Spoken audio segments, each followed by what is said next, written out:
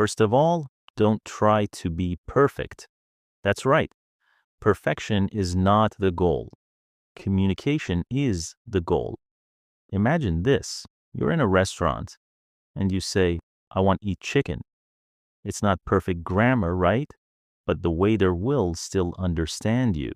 That's what really matters. You're getting your message across. Even native English speakers make small mistakes sometimes.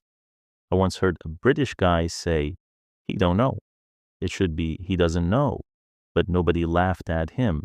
People just continued the conversation.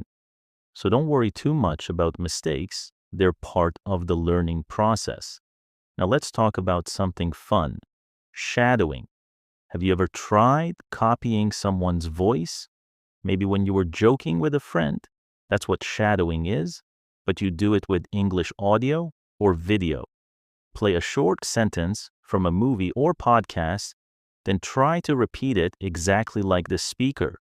Try to match their tone, speed, and pronunciation. You can even do this with your favorite scenes from movies or TV shows. For example, listen to a line like, I'll be there in 5 minutes. Pause, then repeat it. This helps your ears and mouth work together. It feels strange at first, but it really helps you speak more naturally. Another great trick is making stories with new words. Suppose you just learned 3 new words: bicycle, rainy, and hill. Instead of just writing the words, make a short story. One rainy morning, I rode my bicycle up a big hill. It was hard, but I felt proud when I reached the top.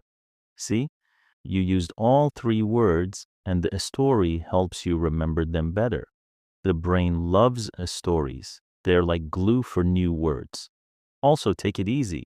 Seriously, relax. Learning a new language is not a test. It's a journey. When you're nervous, your brain can't think clearly.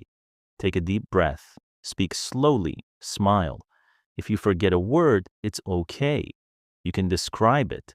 For example, if you forget the word umbrella, say, that thing we use when it rains. Most people will understand you, and next time you'll remember the word even better.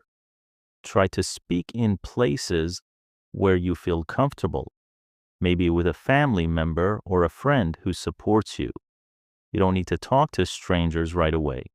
Start small, build your confidence, and slowly step outside your comfort zone. Now let's talk about talking with other learners. Yes, other people just like you. Create a small group with your friends or classmates. Meet once or twice a week and speak only English. It can be online or face-to-face. Choose fun topics like travel, food, or favorite songs. For example, you can say, let's talk about our dream vacation today. Then everyone takes turns sharing. It becomes a fun habit and you learn together. You can also correct each other politely and learn new things from your friends. Another activity I love is role playing. Imagine you are at a coffee shop. One of you is the customer, the other is the cashier.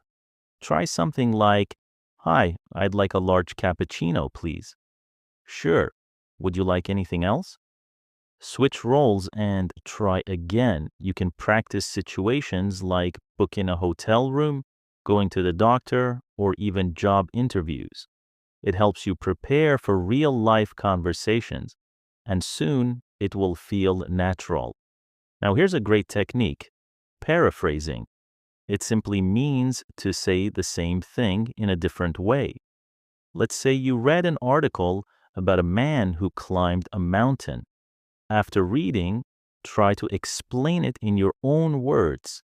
I read a story about a man who climbed a very tall mountain. It was dangerous, but he reached the top. You don't need to remember every detail, just talk about the main idea.